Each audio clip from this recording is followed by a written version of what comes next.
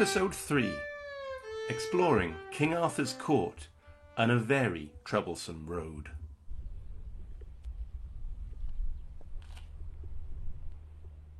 Thanks for joining us again on Episode 3 of the Return to My Trees Trail series that's part of the Tramping Podcast.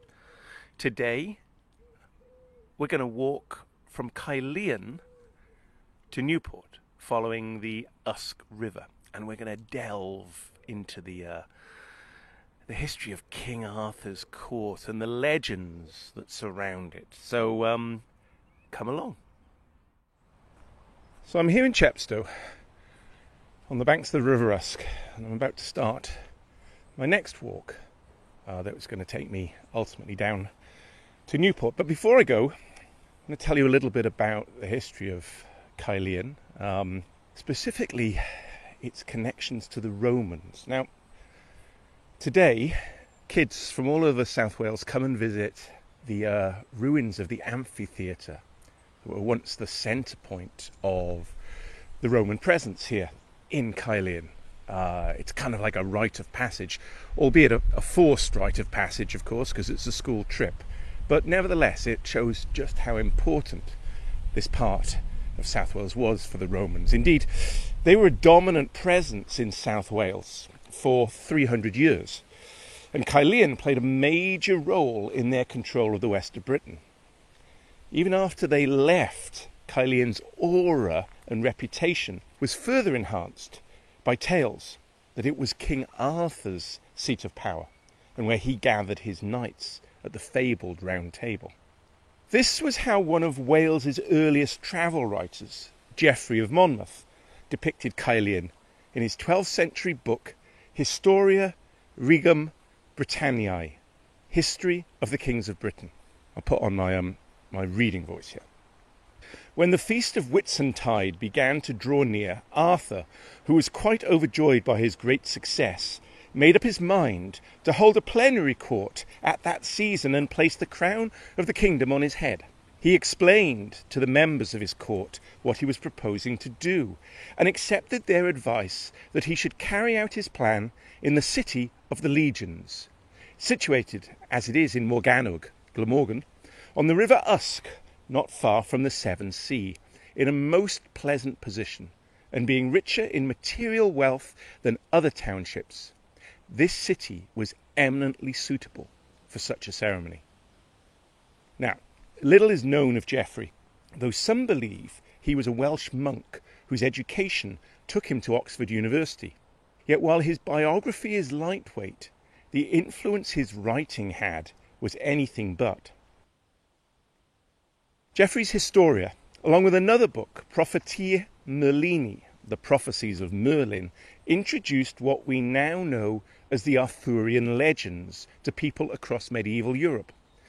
In the books, Geoffrey outlined Arthur's true claim to the title, King of Britain, and he described how Merlin received the gift of prophecy after retreating to live with the animals of the forest.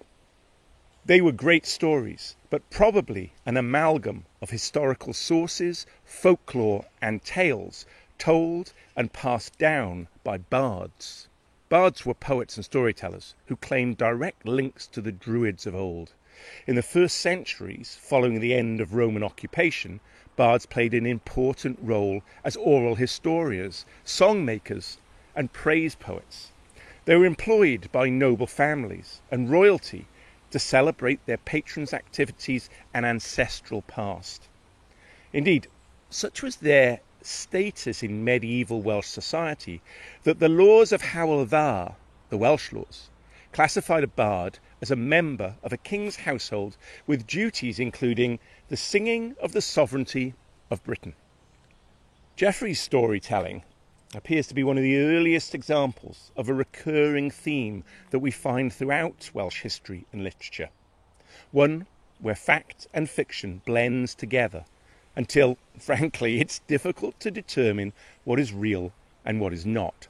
Over the centuries, King Arthur's importance grew as writers and antiquarians across the UK and France further burnished his legend, while his connections with Caerleon waned. But they were revived in the 19th century when the Victorian poet Alfred Lord Tennyson travelled to the town to write his Arthurian poem Idylls of the King. He stayed at the Hanbury Arms pub and took long walks along the River Usk for inspiration. The pub is still going, and it's where I'm starting today's walk. I can see the river. There's a bit of traffic going by up the road, and I'm going to head on an 8-mile walk today. I'm going to follow the River Usk into Newport and then continue along the old Monmouthshire Canal to the suburb of Highcross. From there, I'll drop down into the hamlet of Baysleg. It is, admittedly, a counterintuitive route for a walking trail through the National Forest. I could have headed north and visited Cwmcarn, a large conifer forest made popular by its extensive mountain bike trails. But part of my challenge is to imagine a walking route that might inspire people in Wales to reconnect with nature and to understand that we can make that connection even when walking in urban environments. So, I've decided to follow established walking trails as best as I can. Not only will that make a forest path more accessible to people, but it can also then be achieved with minimal impact on the environment. I've reached a bend in the river called Pillmawr, which roughly translates into Big Tidal Ditch. Back in the 15th century, it offered a natural dock where the Cistercian monks from nearby Llantarnam Abbey would load up wool and other goods for export to Bristol on the other side of the Aberhaveron. It's high tide and the Usk looks picture postcard pretty as the sun breaks through the clouds in streaks and reflects off the surface. Above me, a black cormorant is performing aerial reconnaissance for its lunch. This is the river in its best light. This far downstream, the Usk's waters begin to merge with the Aberhaveron, and the river has a Jekyll and Hyde personality. At low tide, it is reduced to a thin channel fighting its way through clogging, dirty grey mud that traps the little boats moored by its banks until the Haveron surge frees them again. Ahead of me, I can hear the modern-day version of the River Usk transportation artery. The cycle path runs directly under the M4 motorway, where it enters the notorious Bringlass tunnels, the daily bane for thousands of motorists trying to get from the English border to Cardiff and beyond. When the Bringlass tunnels were first proposed back in 1959, the UK motorway system was still very much in its infancy. The first motorway, the M6, had only opened a year before. The tunnels were intended to reduce the time it took to travel across South Wales and avoid motorists having to drive through Newport. However, by the time the twin two-lane tunnels finally opened in 1967, car culture had already firmly taken hold in the UK, and the M4 was straining under the volume of traffic. Within a couple of years, it became clear that the motorway needed to be widened to accommodate 3 lanes of traffic in each direction. The tunnels, unfortunately, had to remain 2 lanes wide.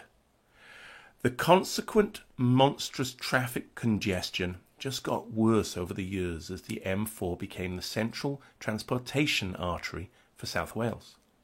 The increased volume of traffic created environmental problems for the residential neighbourhoods on either side of the tunnel. But finding a solution that would reduce congestion while not contributing to climate change has proven problematic, to say the least. For years, developers and urban planners argued the need for a relief road to be built south of Newport. But that new stretch of the M4 would have cut through miles of countryside and greatly increased the amount of road traffic and resulting CO2 emissions. In 2019, the Welsh Government declared the Relief Road project dead because it was incompatible with the Future Generations Act. The government argued that the new road would put future generations' well-being at risk by contributing to climate change and, instead, proposed a series of new metro rail connections to reduce the amount of traffic. Fast forward to 2024, where we are now, and you won't be surprised to know that the grand metro infrastructure project is still in the consultation stage. Traffic continues to be horrific around the Brynglas tunnels, and people are increasingly frustrated.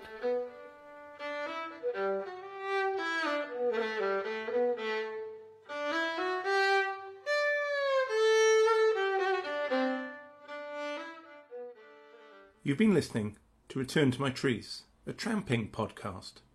It was narrated by Matthew Yeomans and edited by Dullan Yeomans. The musical interludes are by the folk duo Filkins Drift.